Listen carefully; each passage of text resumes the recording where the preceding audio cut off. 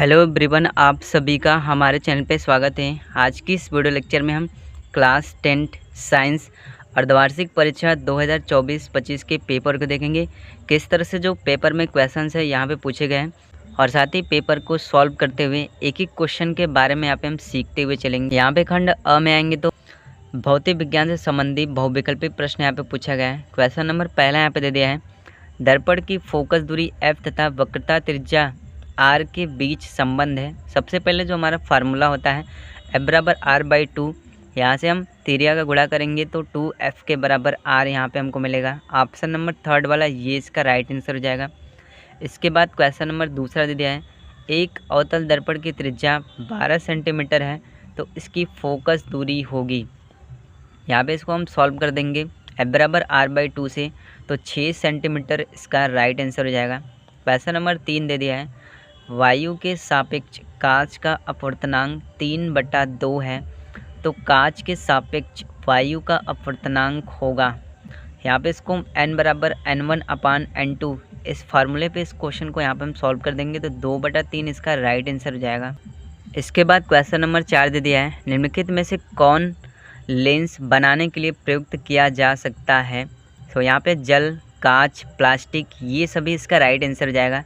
Question number 5 दे दिया है, -5 dioptre क्षमता के लेंस की फोकस दूरी होगी p बराबर 1/f। यहाँ पे इसको हम सॉल्व कर देंगे तो -0.2 मीटर इसका राइट आंसर हो जाएगा। उसके बाद क्वेश्चन नंबर 6 दे दिया है, प्रकाश के लिए किस रंग का प्रकीर्णन सबसे कम होता है।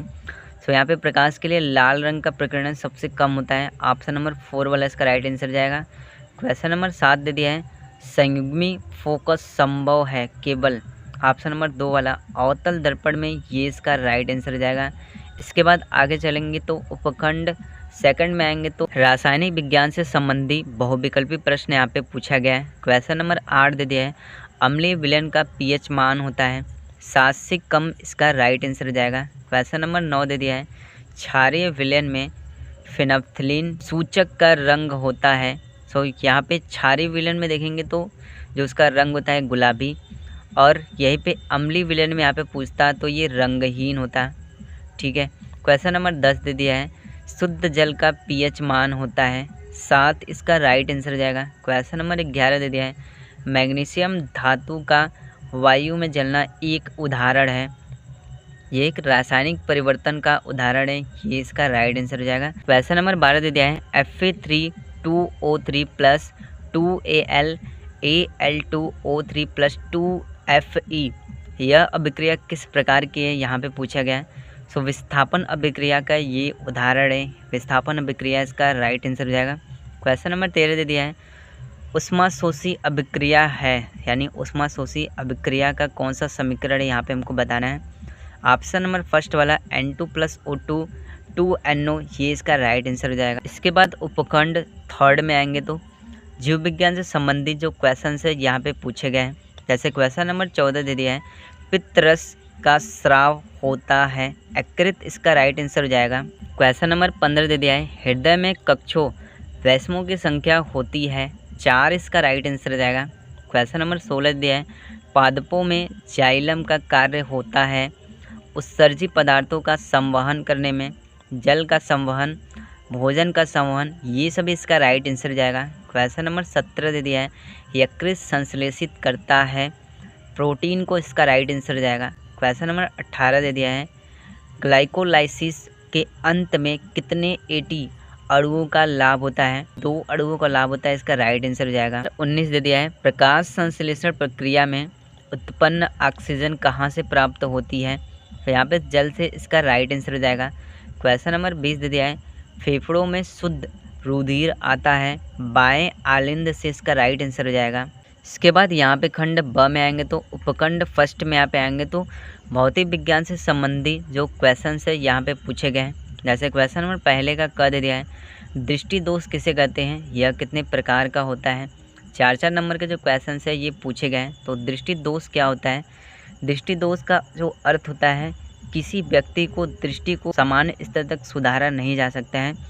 यानी जो दृष्टि दोष होता है वो 3 प्रकार का होता है। सबसे पहला जो होता है वो निकट दृष्टि दोष होता है, दूसरा होता है दूर दृष्टि दोष, और तीसरा होता है ज़रा दूरदृष्टिता। इस तरह से इसका आंसर हम यहाँ पे राइट करेंगे। क्वेश्चन नंबर ख में आएंगे तो प्रकाश के अपवर्तन को अभिसारी लेंस क्यों कहते हैं, ये हमको बताना है। तो प्रकाश के अपवर्तन को अभिसारी लेंस कहा जाता है क्योंकि उत्तल लेंस प्रकाश की समांतर किरणों को एक ही बिंदु पर अभिसरित कर देता है, इसलिए प्रकाश के अपवर्तन को अभिसारी लेंस कहते हैं।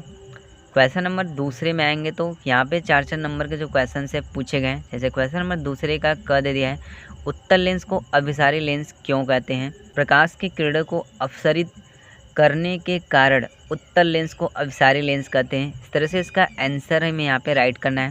क्वेश्चन नंबर ख में आएंगे तो अवतल दर्पण तथा उत्तल दर्पण के यहाँ पे हमें उपयोग लिखना है। 4 नंबर के जो क्वेश्चन से पूछे गए, अवतल दर्पण का उपयोग क्या होगा।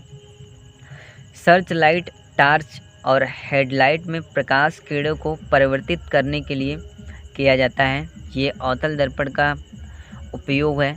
और दूसरा इसका उपयोग क्या होता है, डॉक्टरों द्वारा नाक, कान और गले की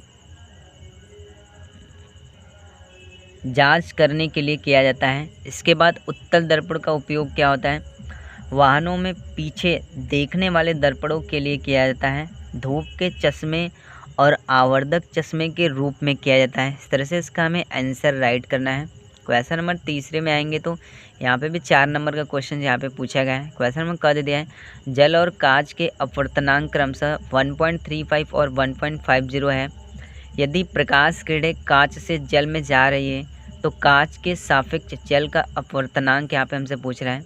यहाँ पे इसको सॉल्व कर देंगे तो 0.9 इसका आंसर हो जाएगा। क्वेश्चन नंबर ख दे दिया है, अवतल दर्पण की फोकस दूरी 10 सेंटीमीटर है। दर्पण से 20 सेंटीमीटर दूरी पर स्थित वस्तु का प्रतिबिंब दर्पण से कितनी दूरी पर बनेगा। यहाँ पे इसको हम सॉल्व कर देंगे तो 20 सेंटीमीटर पे ही बनेगा, इसका राइट आंसर हो जाएगा। इसके बाद क्वेश्चन नंबर 4 में आएंगे तो 6 नंबर का यहाँ पे हमें किसी गोली दर्पण अवतल दर्पण के लिए यहाँ पे जो सूत्र 1/v प्लस 1/u बराबर 1/f है, इसका हमें निगमन करना है। अथवा करके प्रकाश के पूर्ण आंतरिक परिवर्तन का अर्थ समझाइए। क्रांतिकोण तथा अपवर्तनांक के बीच संबंध का व्यंजक यहाँ पे स्थापित करना है। इस क्वेश्चन को यहाँ पे हम कर सकते हैं। इसके बाद उपखंड सेकंड में आएंगे तो जल का आयनिक गुणनफल क्या होता है। 4 नंबर के जो क्वेश्चन है ये यहाँ पे पूछा गया है। जल का आयनिक गुणनफल क्या होता है। जल का आयनिक गुणनफल Kw बराबर H+ और OH- होता है। यदि इसके मान के बारे में हम यहाँ पे देखें तो जो इसका मान होता है 1 × 10⁻⁻14 मोल 2 DM 6 होता है। इस तरह से इसका हमें आंसर राइट करना है। इसके बाद क्वेश्चन नंबर ख में आएंगे तो अम्ल तथा क्षार की आधुनिक अवधारणा का स्पष्ट करना है। इसका आंसर आपको किस तरह से लिखना है, मैंने इसकी वीडियो पहले से बना रखी है, आप वहाँ से देख सकते हैं। क्वेश्चन नंबर 6 में आएंगे तो सिल्वर क्लोराइड को गहरे रंग की बोतल में क्यों रखा जाता है। 4 नंबर के क्वेश्चन से यहाँ पे पूछे गए हैं। तो इसका आंसर आपको किस तरह से लिखना है। सिल्वर क्लोराइड को गहरे रंग की बोतल में रखा जाता है ताकि यह प्रकाश के संपर्क में ना आए और उसका विघटन न हो, इसलिए उसे गहरे रंग के बोतल में रखा जाता है। क्वेश्चन में ख में आएंगे तो अवक्षेपण अभिक्रिया से आप क्या समझते हैं, ये हमको वहाँ पर बताना है। तो अवक्षेपण अभिक्रिया क्या होती है, जब दो घुलनशील लवणों को मिलाने पर अघुलनशील नमक बनता है तो इसे अवक्षेपण अभिक्रिया कहते हैं। इस तरह से इसका हमें आंसर राइट करना है। इसके बाद क्वेश्चन नंबर 7 में आएंगे तो निम्नलिखित रासायनिक समीकरण को यहाँ पे हमें संतुलित करना है। 6 नंबर का जो क्वेश्चन है यहाँ पे पूछा गया है, तो आपको रासायनिक समीकरण को संतुलित कैसे करना है, मैंने इसके वीडियो पहले ही बना दिए, डिस्क्रिप्शन में आपको उसका लिंक मिल जाएगा, आप वहाँ से भी उसे देख सकते हैं। इसके बाद क्वेश्चन नंबर ख में आएंगे तो अम्ल तथा क्षार में अंतर। अम्ल और क्षार में अंतर आपको किस तरह से लिखना है, मैंने इसके वीडियो पहले से ही बना रखे, आप वहाँ से जाकर इसे देख सकते हैं। इसके बाद अथवा करके pH मान क्या होता है। दैनिक जीवन में pH का महत्व यहाँ पे हमें बताना है। 6 नंबर के जो क्वेश्चन है ये पूछा गया है। pH मान क्या होता है। pH मान किसी घोल की अम्लता क्षारीयता को मापने में किया जाता है, ऐसे हमें आंसर लिखना है। इसके बाद क्वेश्चन नंबर ख दे दिया है, किन्हीं 2 प्रोटीन पाचक एंजाइम के नाम यहाँ पे हमको बताना है। आंसर हम कैसे लिखेंगे, पहला जो यहाँ पे हो जाएगा पेप्सिन और दूसरा हो जाएगा ट्रिप्सिन। इस तरह से हम दोनों का नाम यहाँ पे लिख देंगे। क्वेश्चन नंबर 9 में आएंगे तो प्रकाश संश्लेषण कैसे कहते हैं। प्रकाश संश्लेषण की प्रकाशिक अभिक्रिया का यहाँ पे हमें वर्णन करना है। 4 नंबर के जो क्वेश्चन है यहाँ पे पूछे गए, सुप्रकाश संश्लेषण वह प्रक्रिया जिसके जरिए हरे पौधे और कुछ अन्य जीव प्रकाश ऊर्जा को रासायनिक ऊर्जा में बदलते हैं, प्रकाश संश्लेषण कहलाता है। इस तरह से इसका आंसर हमें यहाँ पे राइट करना है। इसके बाद क्वेश्चन नंबर 10 में आएंगे तो मनुष्य के फेफड़े का यहाँ पे हमें चित्र बनाना है। 4 नंबर के जो क्वेश्चन है ये पूछे गए हैं।